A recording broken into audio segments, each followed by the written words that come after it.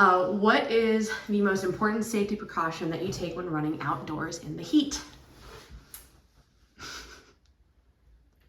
Just to be aware of your pace. Of course, you want to hydrate, but just be aware of your pace. Don't try to overexert yourself. I think it's also important to, in what he is saying, is sort of expanded on it, sort of really listen to your body. Pace definitely tends to slow down, and that's to accommodate for the heat, but really listening to how you feel, how your body is reacting to the heat. I think the other thing is there is a whole bunch of different information, and this is true about any point, about how hydrated you should be going into a run, and then how hydrated you are and maintain yourself during a run. You've heard everything from drink to thirst, or drink when thirsty, or don't let yourself get thirsty. And I think knowing and understanding and learning works for you is the most important thing. But hydration and listening to your body during a run is the utmost importance. And if that means you need to stop in the shade or walk or whatever, that is probably the right thing to do if that's what it feels like at the moment. Yeah, I would echo what Donnie and Carrie have said. And sometimes, how do you feel just because you are training and you want to be running a certain pace? When you get into the heat, especially, you can have good days and bad days, just like you can have good days and bad days in great temperatures. And don't always give yourself grace to stop, slow down, walk, even just take a break and not even run if you're feeling bad, and really listen to, like Carrie said, listen to your body. So what are some important tips that you take or precautions that you take for when you're running outdoors in the heat? Oh man, I am very sensitive to heat. I am a little penguin. I love the cold. When it gets hot, I start having problems. So if I know that I'm going to be running in the afternoon or even the evening, around here it can still be 90 degrees at 6 p.m. I really try all summer to make sure that I'm hydrating. Water and some kind of electrolyte drink often in the afternoon. It really does help. It's like a plant, they need water to withstand these things. We're the same way. And also trying to pick places that are a little cooler or that have shade and or access to water along the way, to drink or dunk your head in depending where you're at. That's fair. I know I'm a saltier runner, meaning that I don't actually get wet. I just kind of get salty. That sounds weird, but I don't sweat like a normal person. I wish I did. Anyway, so I actually always make sure to have at least a little bottle of electrolytes with me, because I know I'll lose them faster. Or I'll always pack 1 or 2 extra goos just in case. Yeah, I carry the salt stick tabs. Yeah. And I've been finding some of the brands of gels and things have extra electrolytes or extra salt. Yeah. And I try to keep those around in the summer. Yeah.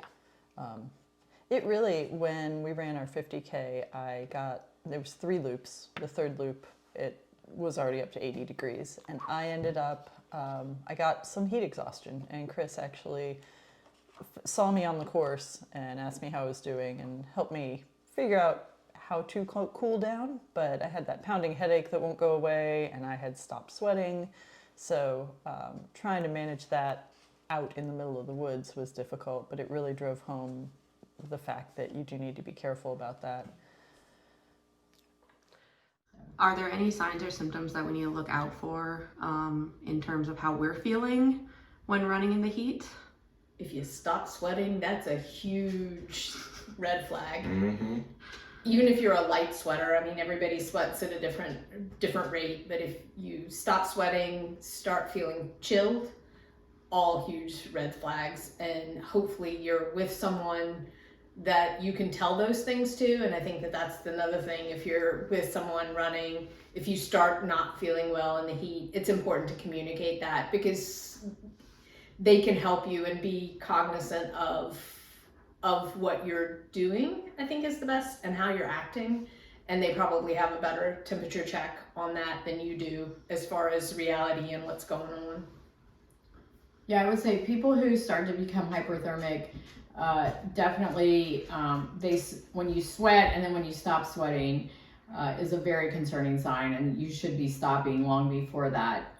But certainly starting to feel dizzy, starting to feel lightheaded, almost feeling like you can't get words out of your mouth if you're talking to someone, are all signs that you are dehydrated or electrolyte depleted. And maybe you have been hydrating, but your temperature is going up, and so you really want to stop and back off.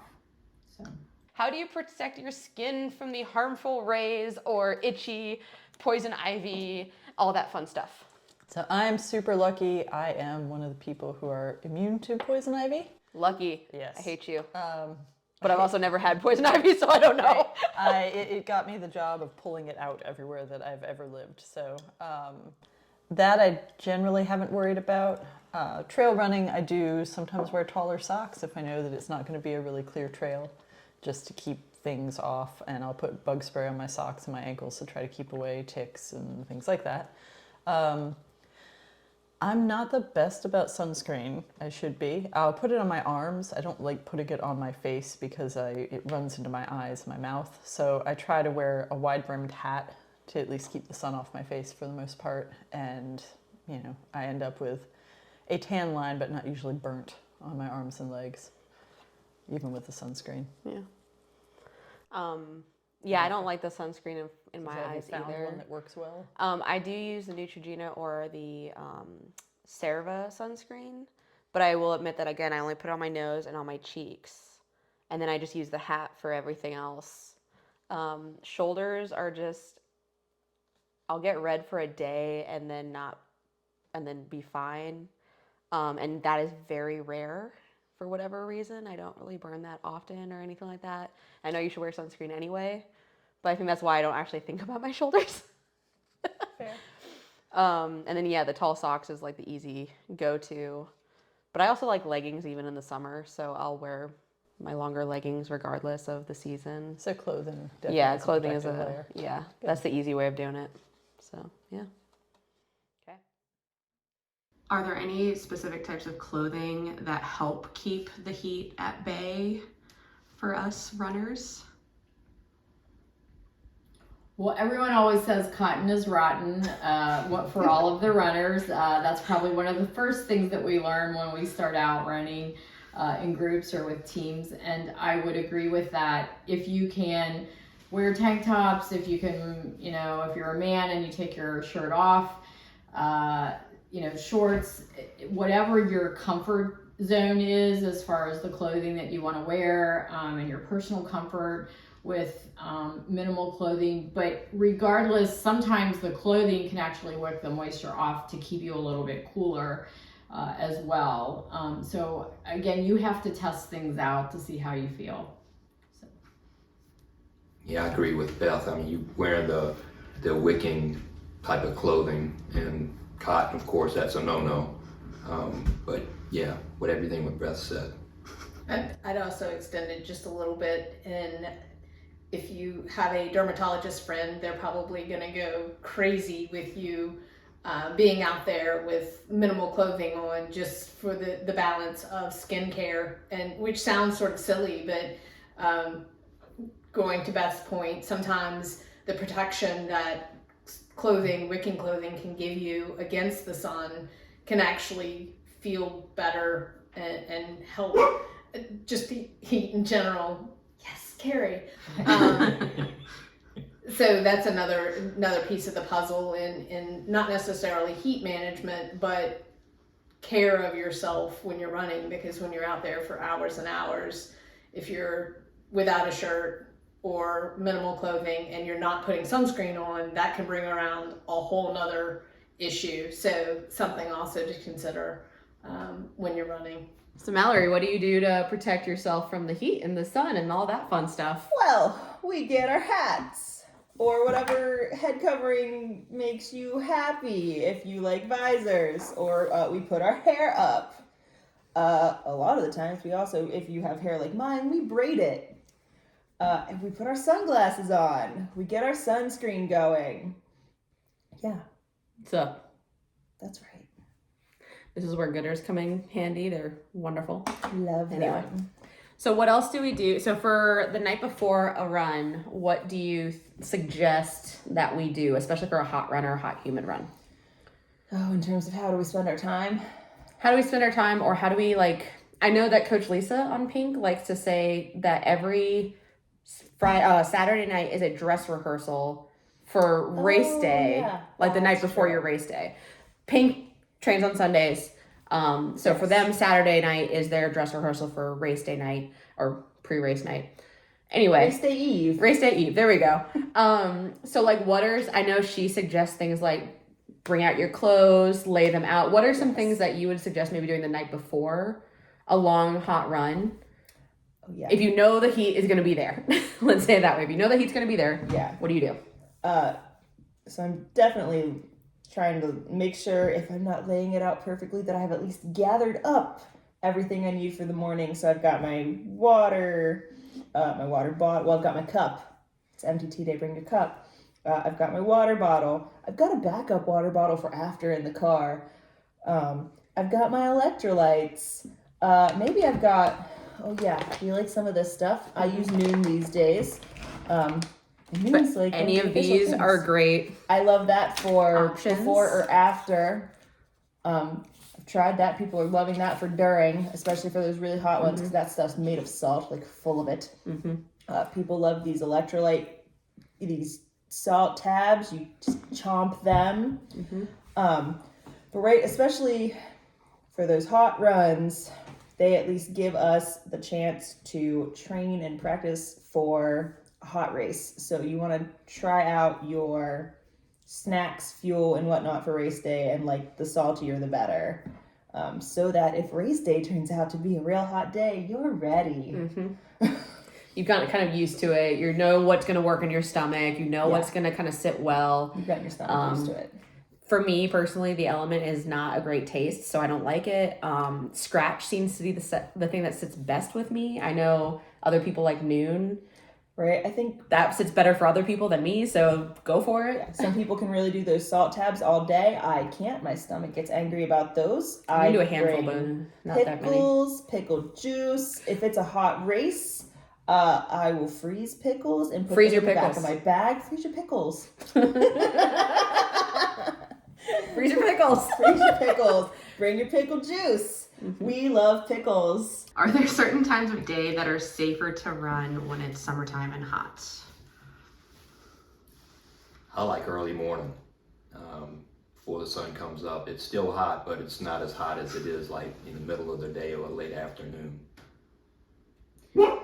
And I'm going to say that you also, when you're training in the summer, you also need to be cognizant of what you're training for and when that event is going to take place. So while I completely agree with Donnie, and there's this sweet spot right before the sun comes up where it is probably the coolest it's going to be all day, you also need to be cognizant of when you are going to be running in your event. And maybe, yes, it is cooler in the morning, but there's also that piece of being realistic about what you've signed up to do and when that's going to happen. And then there's always, like we had this past year, where you train through the summer and then it starts getting cooler and you think you're going to have this wonderful fall marathon with fall weather, and you get summer, 85 degrees in November. So, there's that piece of the puzzle as well. So I echo what Donnie says as far as temperature-wise safe, but then that brings the element of lights and everything else that running pre-dawn does. But I also think being cognizant of what you've signed up for and when that event's going to happen, and making sure you align your running with acclimation towards your event as well, assuming you have an event. Are there any particular things to look out for in terms of heat safety during your midweek runs? So what are some things to look out for on your routes? I think always looking for shade on your routes is, I mean, I shouldn't say always looking for shade. Again, it's going to be a balance again of where you're running and what you're training for. Or if you're not training for a specific event, so there's nothing sort of dictating what you're looking for and what you're trying to train to, you really, if you can find more shady routes, routes that have built in. I mean, we're very fortunate in Richmond that we have a couple of permanent water stops out there and or year-round water fountains. So if there's a route that can go by there, if you're not wearing your own hydration or carrying your own hydration, that's shade, and having hydration with you is really important. And that's midweek or otherwise, anytime. I'm a huge proponent of having my own hydration on my person. That way I'm not dependent on anything else, but I certainly also seek shade, even if it looks like I'm maybe not as safe as I should be darting across the road for shade. But I think that if you're running during the midweek, many times you may be running alone, depending on what your work schedule or family life schedule is, and so you don't have this huge group of people surrounding you. So I think it's important to let somebody know, just even for general safety, but especially if you're going to be out when it's going to be hot, because you don't know when your body could overheat unexpectedly. So make sure someone knows that you're going out for a run. If you have the ability to have people track you, great. If you don't want that on your iPhone or whatever that is, your Strava, that's great too. But text them and let them know you're leaving, and text them and let them know when you're coming back, so that there's just an extra eye out for you if you're running alone. So what would you do for prep for a hot race? Like if you know that you're going to be doing a half marathon at a historically very, very hot race, what would be some things that you would try to like prep yourself with, look up, yada, yada, yada? Ooh. Especially if I can think about it beforehand and I know it's about to be that hot, I'm hydrating all week, not just the day before, but the entire week before, or literally as soon as I think about it. So if it's Wednesday when I remember, great, we'll take it from there. We're not beating ourselves up for the days we've missed. We're just moving forward. We found the information and now we're going. And I'm doing electrolyte drinks, that liquid IV or whatever makes your heart happy, to try to get ahead on my salt. And then I'm going to make sure that I have a number of salty snacks with me. I do pretzels. I know a lot of people don't love that. I like Pringles a lot. Oh, yeah. I've noticed I really like Pringles. Chips. I have a former coach that used to tell us to eat all the Lay's potato chips that make your heart happy because you're going to sweat all that salt out. I'd get those salt tabs together, even though I don't love them. I want them with me just in case. They're good, like, especially if you don't like them, they're like a good emergency one. You're like, oh, I ran out, I need something. I definitely get my pickle juice because that's really my go-to. I get my pickles. I put cold ones in my bag the morning of. I put frozen ones in the back the morning of. What else do I do? We can freeze like the water bottles, some of them. Certainly make sure you have at least one that's just like normal cold, because if it's frozen, you're sad. I usually do like half the water bottle and then the rest of it is regular, so that way I can still open it in the morning. Yeah. And like, again, test these things before race day. That is what training is for, on top of trying to get your mileage in. Take advantage of all the hot days we have during MTT, because we have no shortage of them. Oh, yeah. And while we complain about them because they're unpleasant, and that's true, take advantage of the perks of that, which is that you can practice for the runpocalypse. Yep. Where you run out of things you need, the aid stations run out of the things you need, and it's hot and you hate everything. This does not typically happen, just for the record. But on the worst case scenario, you want to be prepared. Correct. Okay. Now, for something like a historically hot race, what are some things you do, like when you sign up for the race, when you're trying to look at what it's going to entail? What are some things you're mindful of? Like, so that you know what and how to train for it. Oh, so you might look up the course beforehand to kind of see, like, elevation-wise what's about to happen, what the weather might be like. Or like if it's Ashland, say how many cornfields you're gonna run through because they're hot. So if you can see or like get into Facebook groups or whatever that might have previous information from previous runners about the course and things like shade and like where the aid stations are and what they have, you want to look up that stuff. Typically the race websites will also have that, but you'll get like a slightly more realistic version through Facebook, because you'll hear the good, the bad, and the ugly all over that. Yeah, or like you yeah. find people on Instagram who've run it before, or I don't know, Reddit, wherever you social media, and find the people that do the things. Find the people that did the thing you're gonna do. They will tell you some things. Yeah.